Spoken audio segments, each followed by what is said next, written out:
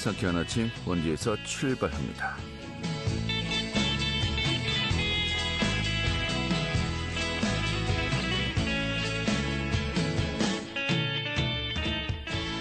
안녕하십니까. 10월 3일 월요일 개천절 아침에 인사드리겠습니다. 상쾌한 아침 원주에서 출발합니다. 진행이 한태호입니다. 자, 연휴 마지막 날인 오늘 전국 대부분 지역에 비가 내리고 있습니다. 이 중부 지역 같은 경우는 내일까지 최고 80, 많은 것은 100mm 이상의 큰 비가 내리겠다고 합니다. 원주 지역의 낮 기온 오늘 23도 예상되고요. 이번 비 내일 오전에 대부분 그치겠습니다만은 이 비가 지나간 뒤에 기온이 뚝 떨어지면서 쌀쌀한 날씨 보이겠다고 합니다. 오늘 준비한 소식 살펴보도록 하죠. 스토킹 처벌법의 시행이 1년 정도 지났습니다. 스토킹 범죄 현황과 문제점 어떤 것들이 있는지 살펴보도록 하겠고요. 음악을 취미로 하는 시민들이 만나서 연출을 진행하는 원주 심포니 오케스트라. 오늘 그 정기 연주회가 진행된다고 하는데요. 그 준비 상황 점검하도록 하겠습니다. 또 강원 미술의 정수를 맛볼 수 있는 대규모 전시회죠. 강원 트리엔날레 2022 개최 소식도 살펴보도록 하죠. 10월 3일 월요일 상쾌한 아침 원주에서 출발하겠습니다.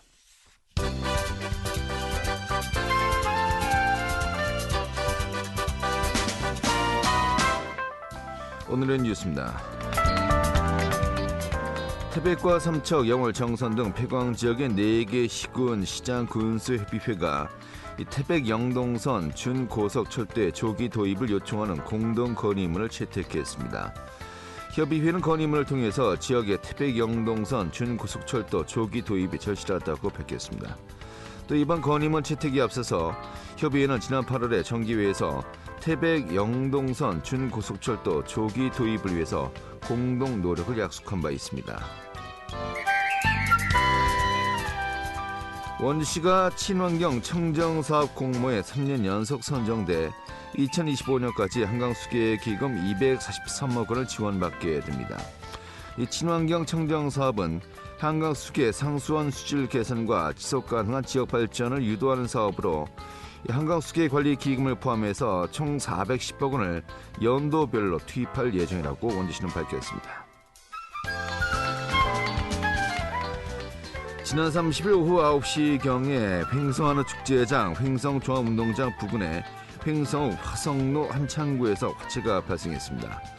이 불이 나면서 소방당국은 소방차 10대 27명을 동원해서 조기 진화에 나섰지만 이 차량과 인파로 현장 접근에 어려움을 겪다가 40여 분 만에 진화한 것으로 밝혀졌습니다.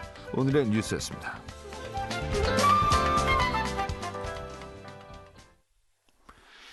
네, 스토킹으로 관련된 여러 가지 사건 사고들이 끊이지 않고 있습니다.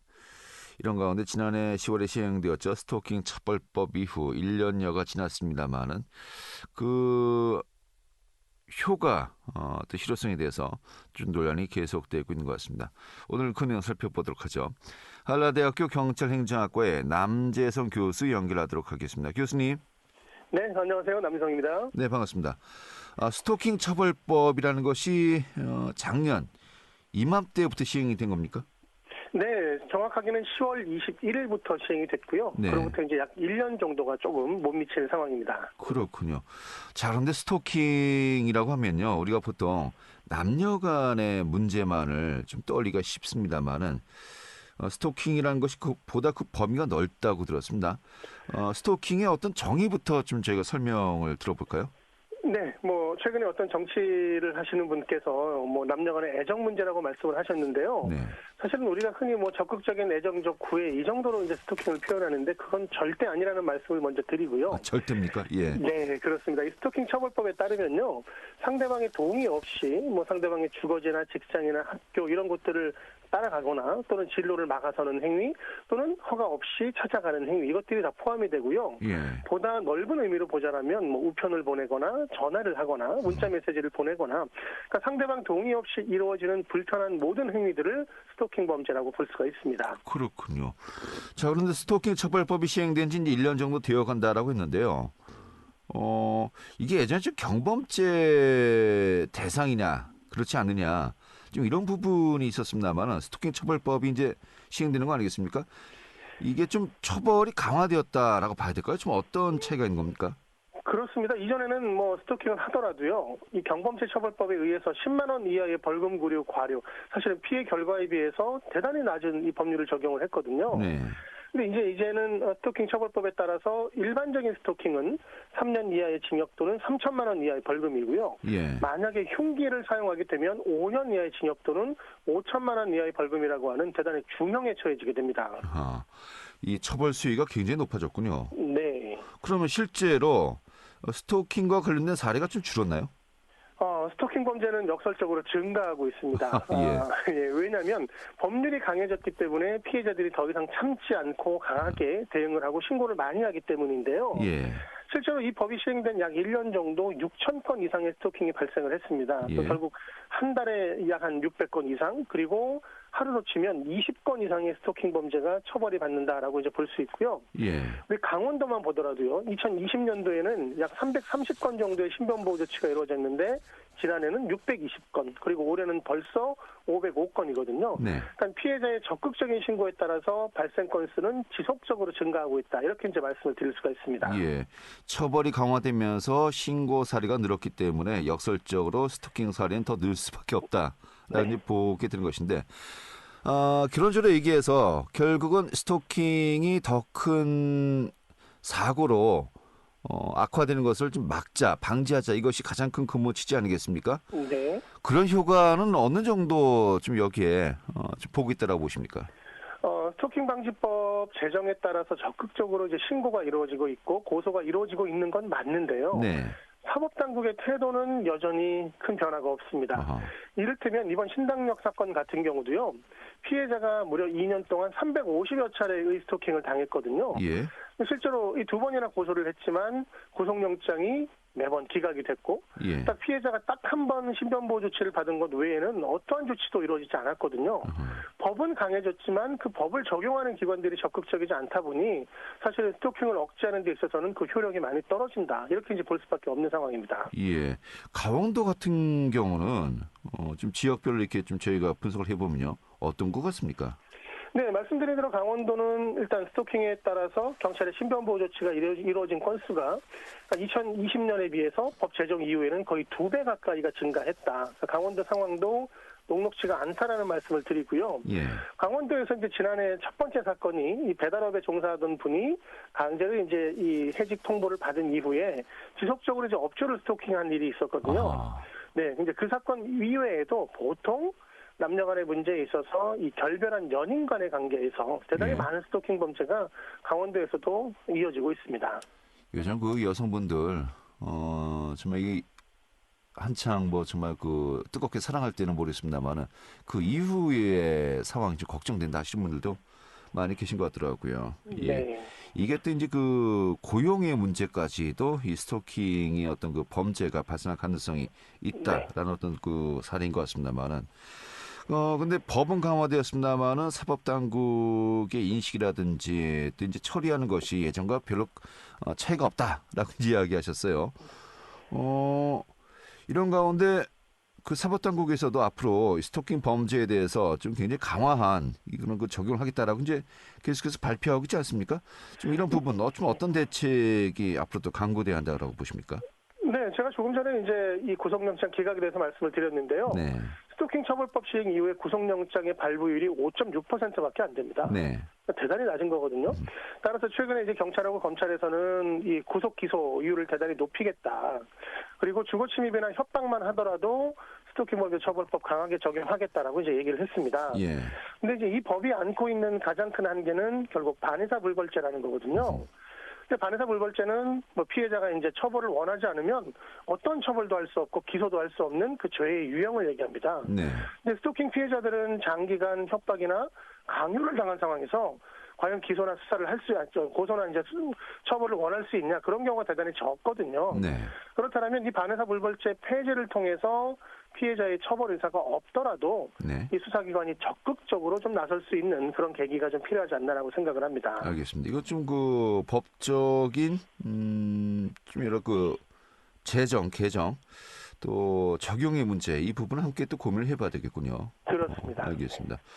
자, 그리고 정작 또 피해를 신고하신 분들 이분들을 좀 보호하는 조치가 있어야 되지 않겠습니까? 신고 방법 또 어떤 조치가 취해지는지도 궁금하군요. 네, 일단 스토킹 범죄 피해로 신고를 하시게 되면요. 경찰의 순찰 강화가 이루어지고 필요한 경우에 신변 보호 조치도 이루어집니다. 네. 그리고 스마트워치도 지급되고 또 임시 숙소나 이주비 지원, 의료비 지원, 무료 법률 상담 이런 것들이 대단히 체계적으로 많이 이루어지고 있는데요. 네. 사실은 반사 불벌죄 때문에 피해자가 신고를 하거나 고소를 제기하지 못하는 건들이 많기 때문에 아하. 제도는 있지만 제대로 된 그 피해 지원이 잘 이루어지고는 않고 있는 상황입니다. 네. 이 반의사 불벌죄에 대한 근본적인 의문점을 이제 제기를 하셨고요. 그 네. 외에 좀 보완해야 될 점들, 필요한 대책이 있다면 또 어떤 것들이 있을까요? 네, 이제 저희가 말씀드린 법률이 피해자에 대한 보호가 아니라 가해자에 대한 처벌 위주의 법률이 지금 현재 스토킹 처벌법이거든요. 네. 그러면 처벌을 하는 법률이 있으면 피해자를 보호하는 법률도 있어야 합니다. 그래서 이 처벌법이 만들어질 때부터 그 필요성을 강하게 이제 제기하는 분들이 많았는데 사실은 그것 때문에 국회에 지난 4월에 이 법안이 상정이 됐지만 여전히 국회 법사위 문턱을 넘고 있지 못하거든요. 예. 그러니까 가해자에 대한 처벌뿐만 아니라 피해자도 대단히 체계적으로 보호할 수 있는 이 피해자 보호법이 서둘러 제정될 필요가 있다라고 생각을 합니다. 예, 알겠습니다. 앞으로 좀 경찰 행정과 관련된 또 여러 가지 그 사안도 있을 때 우리 교수님 자주 연결해서 의견 들어봐야 되겠습니다. 네. 오늘 이렇게 정리하겠습니다. 고맙습니다. 네, 고맙습니다. 네, 한라대학교 경찰행정학과의 남재성 교수였습니다.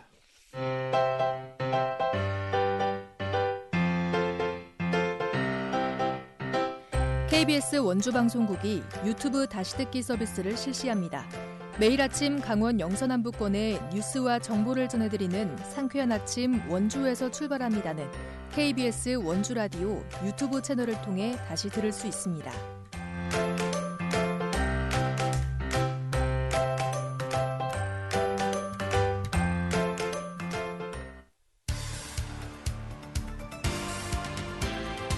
알찬 정보, 생생한 현장의 소식을 전해드립니다. 리포터 현장. 네, 개천절 연휴 마지막 날인 오늘 원주 심포니 오케스트라의 정기 연주회가 진행됩니다. 이 가을을 맞아서 또 클래식 음악으로 우리 시민들 함께 하실 수 있을 것 같은데요. 오늘 소개해드리도록 하겠습니다. 추인희 리포터 잘했습니다. 어서 오시죠. 네, 안녕하세요. 네. 자, 오늘 원주 심포니 오케스트라 정기 연주회가 있는데 프로는 아니에요. 좀 아마추어 그 연주단으로 알고 있는데 좀 연주단 소개부터 해주시죠. 네, 원주 심포니 오케스트라는 매년 이맘쯤 가을을 맞아서 정기 공연을 진행하는데요. 2018년부터 선선한 가을 시민들에게 특별한 저녁을 선물하고 있습니다. 지금은 30명의 단원들이 함께하고 있는데요. 처음에는 음악을 좋아하는 10명의 사람들이 모여서 클래식을 하기 위해서 이 모임을 만들었습니다. 그렇게 시작해서 주변에 음악을 좋아하는 사람들이 하나둘 모여서 지금은 클래식과 영화 OST를 섞어서 하모니를 만드는 오케스트라가 완성이 됐는데요. 어렸을 때 악기를 배웠던 분들이나 또 취미로 개인 레슨을 받고 있는 분들처럼 음악을 취미 삼아 함께하고 싶은 분들이 함께하고 있습니다. 처음에는 성인들을 위주로 회원들을 꾸렸는데 지금은 어리거나 군인과 같은 다양한 연령대의 시민들이 함께하고 있고요. 매주 목요일 일주일에 한 번씩 모여서 연습도 하고 이 정기 연주회를 위한 시간을 갖습니다. 뮤지컬 곡이나 TV, 영화의 OST를 연주하면서 소통하고 또 시민들에게 연주회를 선물하고 있는데요. 원주 심포니 오케스트라 김주영 지휘자 이야기 들어보겠습니다. 심포니 오케스트라는 어른 동호회로 만들어진 오케스트라인데요. 올해가 4회째고 즐겨서 재밌게 이렇게 모여서 하는 단체이다 보니까 또 많이들 구경 와주시고 어떻게 하나 또 와서 박수도 많이 쳐주시고요. 그다음에 작년 재작년 2년 동안 코로나19 때문에 연습이나 연주에 쓰는 게 좀 쉽지는 않았습니다. 그래서 잘하지는 않더라도 많이 익숙한 곡들을 하니까 오셔서 그나마 좀 같이 즐기시고 박수도 많이 쳐주시고 금에 연주하는 단원 모두 힘을 내서 더 좋은 연주도 할 수 있고요. 그다음에 응원도 부탁드리겠습니다. 네, 아주 연습하느라고 굉장히 정신이 없었던 그런 분위기가 느껴지는 것 같습니다. 오늘 연주회에서는 어떤 곡들을 준비를 하고 있습니까? 네, 오늘 오후 5시 백운아트홀에서 비상을 꿈꾸다라는 제목으로 제4회 정기 연주회가 진행됩니다. 편하게 들을 수 있는 뮤지컬 OST부터 클래식 음악까지 이 가을 분위기를 내줄 다채로운 음악이 연주되는데요. 지난 코로나로 2년 동안 연주회를 열지 못하다가 이 단원들 서로의 격려와 노력으로 올해 연주회가 진행됩니다. 드라마 명성황후의 OST나 또 뮤지컬 오페라 유령의 날 기억해줘, 그리고 영화 007 테마곡을 비롯해서 9곡의 연주가 진행되는데요. 이 클래식을 좋아하는 분들은 물론이고 또 클래식 음악에 큰 관심이 없던 분들이라도 익숙한 음악을 들으면서 편하고 또 즐겁게 감상할 수 있을 것 같습니다. 이 싱어로는 열린음악회를 비롯해서 많은 방송에 출연 중인 김정 가수가 함께 하는데요. 이번 정기 연주회는 원주음악협회와 원주문화재단의 후원으로 공연이 진행됩니다. 전석 무료로 이 많은 시민들이 가벼운 마음으로 공연 즐기실 수 있을 것 같습니다. 또 오늘을 위해서 지난 목요일에도 많은 단원들이 모여서 연습이 한창이었는데요. 연습 현장에서 단원의 이야기도 들어봤습니다.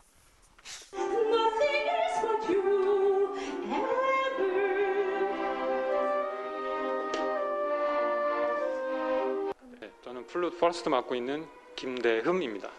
제일 좋은 점은 일단 음악을 할 수 있다는 자체가 가장 좋고, 그리고 같이 어울려서 하는 게, 혼자 하는 것보다 같이 음악을 만들어 나가는 자체가 가장 좋고, 제가 군인인데 밖에 분들하고 같이 할 수 있다는 게, 제가 할 수 없는 부분을 할 수 있는 자체가 너무, 음악을 사랑하는데 내가 좀 잘할 수 있나? 못하면 어쩌지? 라는 걱정 안 하고 같이 화합해서 음악을 즐길 수 있는 그런 마음을 가지신 분들이라면 누구나 와서 같이 할 수 있을 것 같습니다. 저희 오케스트라에 현재 현이 많이 부족합니다. 현악기 가지신 분들 많이 와주시면 좋겠습니다. 네. 저 오늘 오후 5시 백운아트홀에서 열리는 연주회 좀 많은 분들이 함께 하시면 좋겠고요. 앞으로 공연 일정도 어떻게 계획이 잡혀져 있습니까? 네, 원래는 매년 10월 1년에 한 번 공연을 진행하는데요. 올해는 특별하게 12월에 총연 연주회를 한 번 더 진행할 예정입니다. 크리스마스 분위기를 내면서 올해를 마무리하는 공연인데요. 크리스마스와 오케스트라 공연을 무료로 즐길 수 있다고 하니까 시민들에게도 특별한 선물이 될 것 같습니다. 또 원주 심포니 오케스트라는 이렇게 음악을 함께 즐길 단원을 추가 모집하고 있습니다. 클라리넷이나 플루트는 많은 분들이 함께하고 있지만 목관악기나 금관악기를 맡아주실 분의 연락을 기다리고 있다고 하는데요.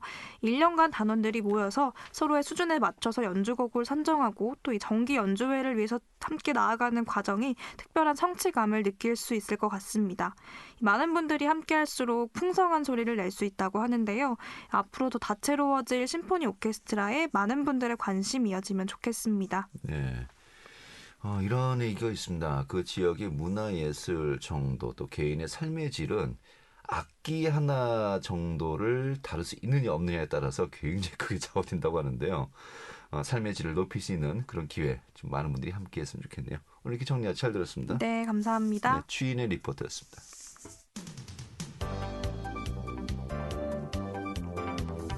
생생한 현장, 유익한 생활 정보를 전해드리겠습니다. KBS 원주라디오 상쾌한 아침 원주에서 출발합니다를 함께하고 있습니다. 네, 강원 미술의 정수를 맛볼 수 있는 대규모 전시회가 마련되었습니다. 지난 29일부터요, 평창군 진부면 문화센터 중심으로 사공보다 많은 산이라는 테마로 강원 트리엔날레 2022 개막식이 열렸습니다. 오늘 소개해드리도록 하죠. 강원문화재단 강원 트리엔날레 운영실의 최선 큐레이터 연결하겠습니다. 여보세요? 네, 안녕하세요. 네, 반갑습니다. 강원 작가 트리엔날레 지난달이군요. 벌써 9월 29일부터 11월 7일 다음 달 초까지 열리는데 강원도 평창 일대입니다. 그런데 명칭이 생소해요. 노마딕 시각예술축제라고 들었습니다. 노마딕. 이게 좀 어떤 의미를 지닌 축제입니까? 네, 노마딕이라고 하면 유목이라는 뜻이고 그 유목은 일정한 거처를 정하지 않고 떠돌아다닌다는 의미인데요. 예. 강원 트리엔날레는 강원도의 전역을 3년마다 순회하는데 이 3년 동안 지역 주민과의 적극적인 참여를 기반으로 만드는 시각예술 행사입니다. 예, 그렇군요. 그럼 이번엔 평창이었고요. 내년에 또 어떤 곳에서 이 전시회가 열리는 겁니까? 네, 그래서 3년 동안 평창에서 이제 트리엔날레가 개최되는데 아하. 올해는 강원 작가들을 조명한 강원 작가 트리엔날레였다면 예. 내년에는 그 키즈 트리엔날레 그리고 2024년에는 외국 작가들이 참여하는 국제 그 예술 행사인 국제 트리엔날레가 열립니다. 예. 그 올해 같은 경우는 이 장소가 보니까요. 평창 송어축제장이었던 거, 진부시장, 월정사 뭐 이렇게 평창이 여러 곳이 이 전시장소로 활용된다라고 하는데 이 주로 이제 어느 곳에서 이 전시가 또 이루어지고 있습니까? 네, 저희가 그 강원도 평창군 진부면에 있는 평창 송어축제장에서 주 행사장을 활용해서 전시를 하고 있는데 예. 네, 그 평창 송어축제장이 2018년에 꽤 많은 예산을 투입하여 개장하였는데 그 2019년 이래로 지구온난화와 코로나 때문에 송어축제가 열리지 못해서 유휴공간이 되었습니다. 예. 그래서 저희가 이렇게 잠들어 있던 공간을 시각예술 행사를 개최함으로써 공간을 다시 깨우고 재발견해서 작동하고자 하고 있습니다. 아, 그렇군요. 자, 평창 송어축제장 또 그 외에도 다른 공간으로 어떤 곳에서 또 함께 이 활용이 되고 있습니까? 네, 그 저희가 평창 송어축제장을 비롯해서 진부시장과 그 진부면 일대 다양한 공간에서 미술 전시가 진행되고 있습니다. 진부시장에서는 예술가들이 진부와 평창을 주제로 하여 작품을 다시 제작한 작품들을 선보이고 있고 진부역에 있는 스페이스 창공이라는 공간에서는 청소년 드로잉 작품이 전시되고 있고 그 진부면의 대표 명소인 월정사에서는 대규모 그래피티 작품이 설치되어서 각 지역 명소와 공간 특성에 맞는 작품들을 선보이고 있습니다. 예, 이 평창 전역에서 공간에 맞는 그런 또 전시가 이루어지고 있다 이렇게 이해하면 될 것 같군요. 예. 네. 이 주제 테마가 독특합니다. 사공보다 많은 산이라는 주제인데 이 관련된 속담이 뭐 사공이 많으면 배가 산으로 간다라고 있었습니다만은 근데 전시회 테마가 사공보다 많은 산이에요. 지금 어떤 의미를 담고 있는 겁니까? 네, 보통 예술 행사를 개최한다면 예술 자체가 이제 테마화되어서 이제 전시가 되는 경우가 많은데 저희는 그 지역, 주민, 일상, 예술 등 그 모든 주체들을 사공으로 끌어모아서 이대로의 그 예술이 대상화되지 않고 지역과 예술이 피팅되는 그 적합한 그런 것들을 만들어서 우리 모두가 이미 산이다 이런 네 의미를 가지고 있습니다. 설명을 들어도 좀 어려운데요. 네, 그냥 우리는 예. 이미 이대로가 괜찮다. 네. 알겠습니다. 전체 그 규모를 보니까요. 164개 팀, 250여 점의 작품이 전시된다고 들었습니다. 지금 어떤 작가들의 작품이 주로 이번에 함께하고 있는 겁니까? 네, 저희가 뭐 권용택, 황재영, 원인종, 신철균, 최성길, 엄영달 등 그 명망 있는 강원의 원로 작가님들부터 뭐 이해반, 정혜민, 이윤우 등 그 젊은 강원 작가분들 작업까지 모두 만나보실 수 있습니다. 예, 그래요. 좀 방문하시는 분들 이게 사실 또 여러 곳에서 진행이 되니까 이 정보를 좀 미리 파악하셔야 좀 더 알차게 또 관람도 죽일 수 있을 것 같습니다만은 좀 팁이 있다라고 한다면요. 좀 어떤 것들이 있을까요? 저희가 그 강원의 산을 보고 자란 강원 작가들의 예술적 성취를 평창 지역 주민들의 공간 위에 세워 올려서 이제 선보이고 있는데 저희가 미술 작품들뿐만 아니라 평창이라는 지역을 리서치하고 주제로 삼아서 여러 전시와 부대 행사들을 준비했습니다. 따라서 저희 행사를 통해 그 평창 진부면 전역의 일대 지역도 함께 찾고 즐겨볼 수 있는 기회가 되었으면 좋겠습니다. 알겠습니다. 동계올림픽이 열렸던 평창이 거대한 전시 공간으로 이제 변신을 한 것인데 뭐 정말 지금 유휴 공간을 또 이렇게 예술 전시장으로 활용하기도 하고요. 좀 많은 분들이 또 방문하시면서 함께 이러한 그 의도를 즐겼으면 좋겠습니다. 좀 초대 말씀해 주시면서 오늘 또 정리하도록 할까요? 네, 저희 맑고 푸른 하늘 아래에 있는 그 가을 평창에 오셔서 평창과 예술을 다양하게 즐길 수 있는 저희 강원 작가 트리엔날레 2022를 많은 분들이 찾아와서 즐겨주시기를 부탁드리겠습니다. 예, 이 트리엔날레란 그 명칭 자체가 3년마다 한 번씩 열린다 그런 의미를 또 담고 있는 행사인 거죠? 네, 3년 순회. 네. 예, 3년 순회. 또 그 다음 3년 또 어떠한 그 작품으로 또 어떤 내용으로 만들어질지 또 만나게 될지 또 기대가 되는군요. 알겠습니다. 오늘 이렇게 정리 아주 잘 들었습니다. 네, 감사합니다. 네, 강원문화재단 강원 트리엔날레 운영실 최혜성 큐레이터였고요. 자, 10월 3일 월요일 개천절 아침에 전해드렸던 KBS 원주방송국의 상쾌한 아침 원지서 출발합니다. 오늘 소식은 여기까지입니다. 지금까지 기술의 한대희 구성이 문수연이었고요. 저는 한태후였습니다. 내일 아침 8시 30분에 다시 찾아뵙도록 하겠습니다. 고맙습니다.